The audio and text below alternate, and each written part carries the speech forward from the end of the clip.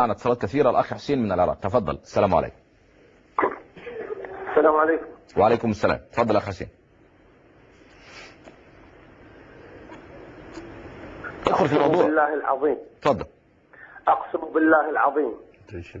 أقسم بالله العظيم 3 مرات أني كنت شيعي، والله تبارك وتعالى نور بصيرتي وأخرجني من الظلمات إلى النور إلى أهل السنة.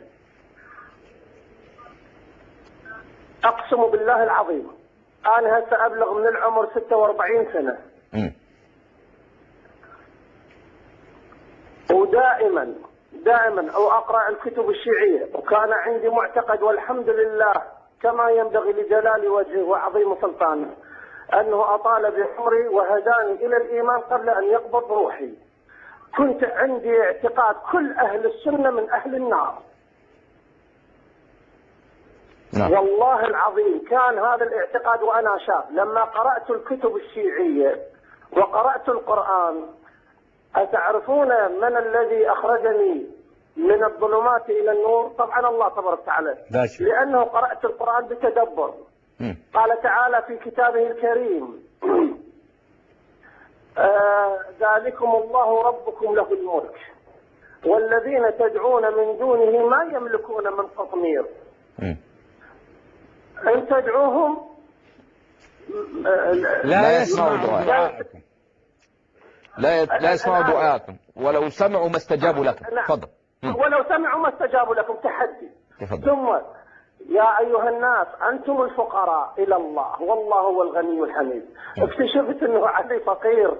يا ناس علي فقير يحتاج رحمة الله تبارك وتعالى. أتعرف يا شيخ عدنان، أثلج صدرك بهذا الخبر السار، أثلج صدرك صدر المقدم. أقسم بالله العظيم، أقسم بالله العظيم، أقسم بالله العظيم. نشوف الآن ببغداد كثير من الشيعة، من الشباب الشيعة المتحرر العقلاء تركوا مذهبهم وصاروا سنة. الحمد لله. الحمد لله. ليش؟ الحمد لله. أي والله الحمد لله. لماذا؟ لأنه بواسطة هاي القنوات وبواسطة هذول كانوا متقوقعين على أنفسهم بالحسينيات. فلما صارت الفضائيات وصارت الانترنت وصارت هذا، صارت فضيحتهم على رؤوس الأشهاد.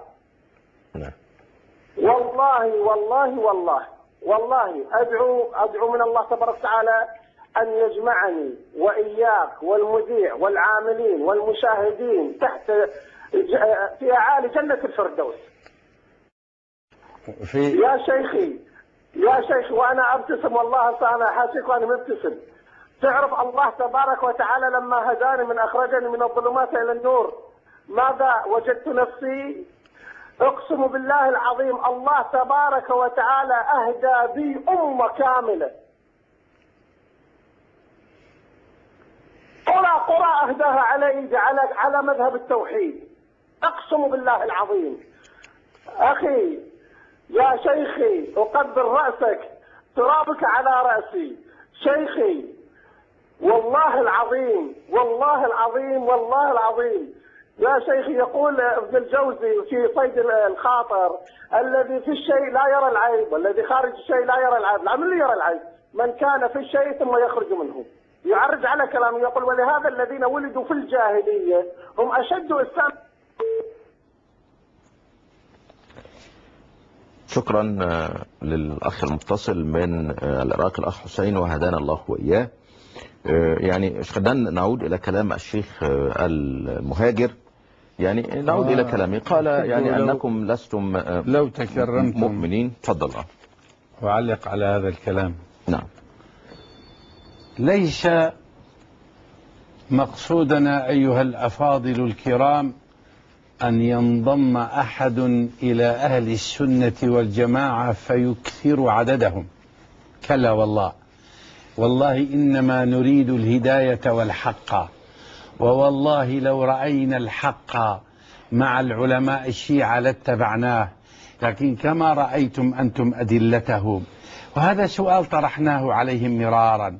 آل البيت الكرام آل البيت الكرام الذين هم من خيرة خلق الله عز وجل، والله إننا نحبهم، والله إنهم يكذبون علينا ويقولون نحقد عليهم. أعطوني مقطع من أي واحد سني في مشارق الأرض ومغاربها، من المغارب، من عرب ومن غير عرب، إلى الشرق، إلى الكل، إلى الوهابين تسمون الآن وهابين. أعطونا واحد في المملكة العتيدة، في مصر الحبيبة، في الشام العظيمة، في اليمن الحكيمة، في السودان الحبيبة، في كل هذه البلاد.